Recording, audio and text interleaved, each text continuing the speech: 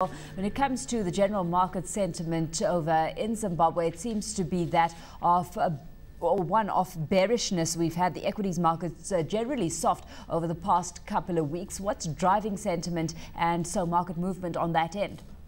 Yeah, Alishia, equities have generally been soft over the past 2 to 3 weeks. In fact, if you look at the broad index, it's down 3.7% since the budget presentation by the minister on the 15th of November.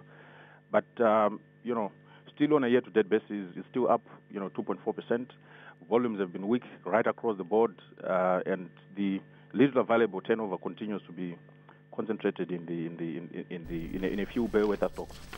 Well, taking a look at things, I mean, it's the banking stocks that have suffered the most, and that seems to be on a plethora of hawkish measures that were announced by the finance minister. Take us through, the kind of performance we're seeing in the banking arena specifically, and just how the finance minister's announcements has impacted investor sentiment in this sector. I think, banking stocks have been weak. Yesterday, we saw, Barclays down 12% and CBZ, one of the big caps, down 21%. And to a large extent, this is a negative reading from what the minister said when he presented his budget. I think two key things came out of there. One was that he proposed to suspend bank charges for all deposits that are below $800. And the second issue was that he proposed to cap lending rates for deposits that are coming from particularly two big institutions from the market.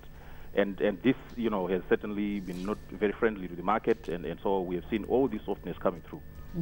Softness coming through there, but demand for Delta seems to be persisting. Of course, we've had Delta out with numbers, SAB Miller out with numbers as well, and that dividend seems to be providing quite nice incentive for investors.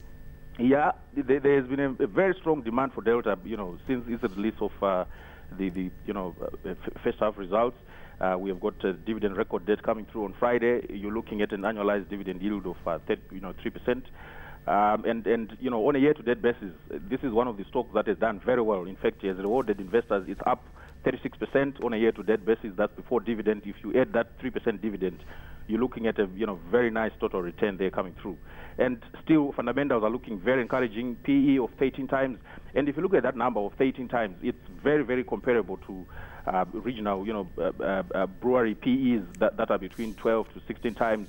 And here I'm looking at, East African breweries, the Chaba breweries, Nadbrew and Zambrew in Zambia. So, it's looking, all and one of the key issues about Delta is that it's one of the liquid stocks.